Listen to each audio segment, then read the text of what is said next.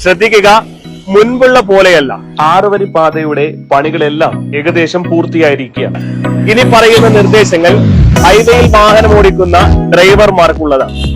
Line traffic നിയമങ്ങൾ പാലിച്ച് മാത്രമേ ഹൈവേയിൽ വാഹനം ഓടിക്കാൻ പാടുള്ളൂ. എന്താണ് ലൈൻ ട്രാഫിക് നിയമം? വലിയ ചരക്ക് വാഹനങ്ങൾ, സ്പീഡ് ഗവർണർ ഘടിപ്പിച്ച വാഹനങ്ങൾ, ഇവയൊക്കെയും എപ്പോഴും ഹൈവേയുടെ ഇടതുവശം ചേർന്ന് മാത്രമേ പോകാൻ പാടുള്ളൂ. വേഗത കൂടിയ വാഹനങ്ങൾ തൊട്ടടുത്തുള്ള ട്രാക്കിൽ കൂടിയാണ് യാത്ര ചെയ്യേണ്ടത്. അതായത് ഹൈവേയുടെ മധ്യനിരയിലുള്ള ട്രാക്ക്.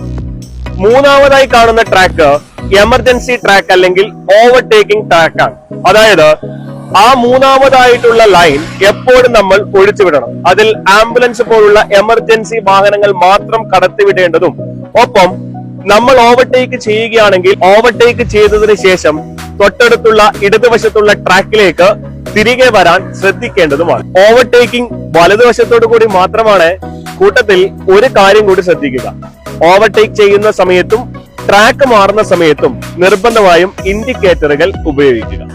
റോഡിൽ നൽകിയിരിക്കുന്ന സിഗ്നലുകൾ ശ്രദ്ധിച്ച് അനുവദനീയമായ വേഗതയിൽ മാത്രമേ വാഹനങ്ങൾ ഓടിക്കാൻ പാടൂ. ഹൈവേയിൽ നിന്നും പുറത്തിറങ്ങുന്നത് കൃത്യമായി എക്സിറ്റ് കൂടി മാത്രമായിരിക്കണം. ഒപ്പം ഹൈവേയിലേക്ക് പ്രവേശിക്കാൻ നിശ്ചയിച്ചിട്ടുള്ള എൻട്രി വഴി മാത്രമേ പ്രവേശിക്കാൻ പാടുള്ളൂ. ട്രാക്ക് തെറ്റിച്ചുകൊണ്ടുള്ള ഡ്രൈവിംഗ്, സിഗ്നൽ ഇടാതിരിക്കുക, ഒപ്പം ഹൈവേയിൽ അനധികൃതമായി വാഹനങ്ങൾ പാർക്ക് ചെയ്യുക, ഇവയൊക്കെയും നിയമവിരുദ്ധമാണ്. ഇത്തരം കുറ്റകൃത്യങ്ങൾക്ക് ഗതാഗത നിയമപ്രകാരം കർശന നടപടികൾ സ്വീകരിക്കുന്നതായിരിക്കും. മുൻപുള്ള പോലെയല്ല, പുതിയ റോഡാണ്. ചെറിയ പിഴവുകൾ ജീവൻ തന്നെ നഷ്ടമായേക്കാം. നല്ലൊരു റോഡ് സംസ്കാരം പടുത്തുയർത്താൻ നമുക്ക് ഒന്നിച്ചു മുന്നേറാം.